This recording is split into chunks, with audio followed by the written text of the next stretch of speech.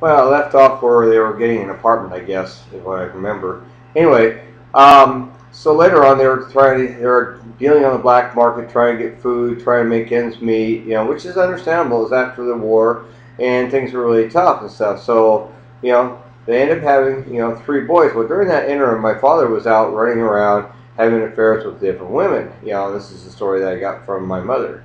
But what happened is that later on, um, he couldn't deal with his kids screaming and yelling and dealing with her and whatever. So one day a lady came and told her that my mother that your husband is having an affair and I'm pregnant and he loves me, he doesn't love you anymore. And so she didn't believe her. She didn't believe her, of course, and kept being with him. Well, then she ended up at the hospital with my youngest brother Klaus, and so that she met her in the hospital having a child basically pretty close to the same time, and realized then that he showed up, and seen both of them there together, and he fled the hospital. Couldn't believe that they're both in the same place at the same time.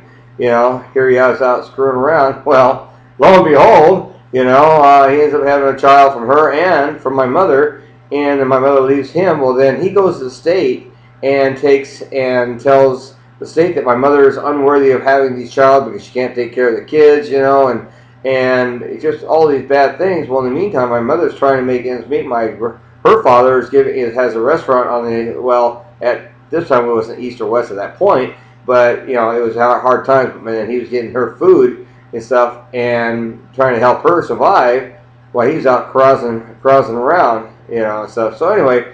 What happened then is that she was forced to give us up to the state. My father and my state actually made her sign papers over, giving I and my brother up to the state. And he was a year old, I was 2 years old.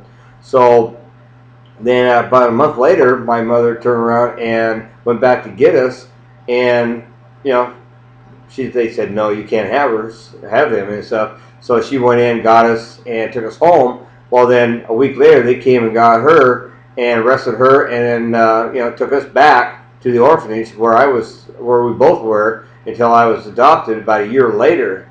Then they forced her to show up at the airport, giving me away to the stewardess. The stewardess take me on the airplane, but in talking to my mother later on, that the lady on the plane, she thought that the lady on the plane was my adopted mother, which was actually a movie star at that point. And later on I found out, and of course later on in life I found out, it was actually Betty Grable.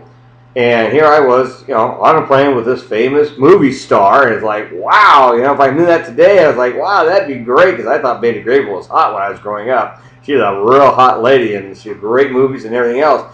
But anyway, so I was coming by her, and then, so my mother, of course, she was crying, I was crying, and this really, this was a really hard situation. I could not believe my mother. I mean, here's a woman that really loved her kids, and she didn't want to give them up, but my father chose to do so.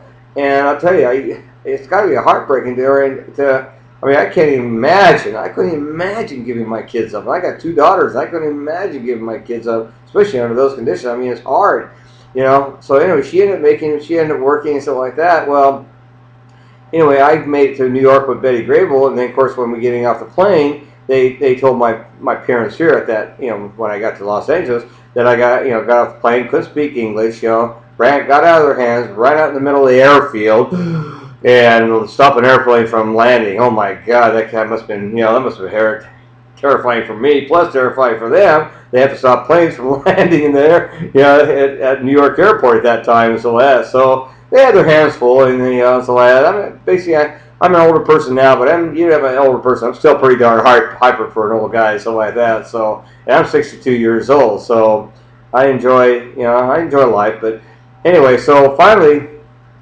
got here, got a wonderful life. So, well, then one day we decided to, with the foreign exchange students, thanks for Sarah and her dad Gabe and her mother Annetta. They came here when we had Sarah for a foreign exchange student, and had her for 10 months. It was great, the whole 9 yards, and they came over and blah blah, and they were really instrumental in finding my mother and stuff like that.